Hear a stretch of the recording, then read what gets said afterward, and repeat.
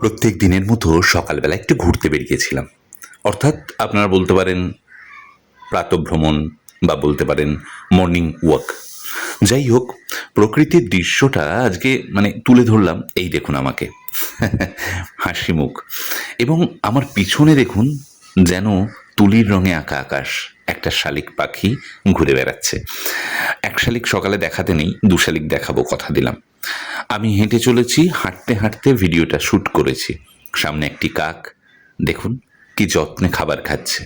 ওই যে দূরে একটা লোক, একজন ভদ্রলোকই বলবো, তিনি ব্যায়াম করছেন।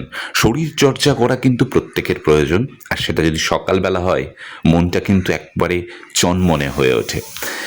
অনেক মানুষ সকালবেলা উঠলে আপনি দেখতে পারবেন তাদের মধ্যে ব্যস্ততা আছে, কিন্তু সকালটা যেহেতু চনমনে হয় তাই সবার মধ্যে একটা স্ফূর্তি ভাব।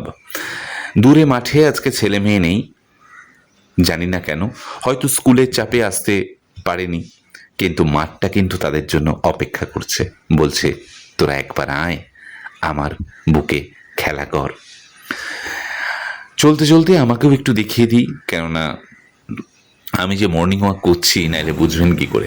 ওই দেখুন দূরে দু শালিক দেখিয়ে দিলাম, যাদের কথা দিয়েছিলাম দু শালিক দেখাবো তাদের দেখিয়ে দিলাম। সবাই সকালে মর্নিং ওয়াক করছেন, এবং আমি একটা ভিডিও শ্যুট করলাম এই জন্য যে সত্যি সকালের পরিবেশটা না, এবং গাছপালা, প্রকৃতি, উফ, দেখুন এই প্রকৃতিটা মনে হচ্ছে যেন আমি কখন কোথায় যে গিয়ে শ্যুট করেছি, কিন্তু না, এটা আমার আপনার পাড়া। সবাই কিন্তু এইভাবে আমরা দেখি না প্রকৃতিকে। আমরা গাছের যত্ন নিতে ভুলে যাই, আমরা জল দিতে ভুলে যাই। কিন্তু একবার যদি ভাবেন যে এদের যদি একটু জল দেওয়া যায় এরা আমাদের কতটা সুখ দেবে, ভাবার বাইরে।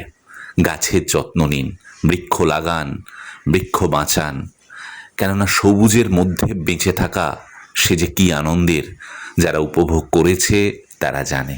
দেখুন গাছগুলো যেন একেবারে সজীব, যেহেতু দুদিন আগে বৃষ্টি হয়ে গেছে।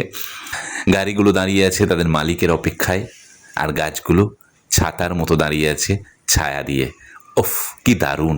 আমি যখন শ্যুট করছিলাম না, দারুণ লাগছে।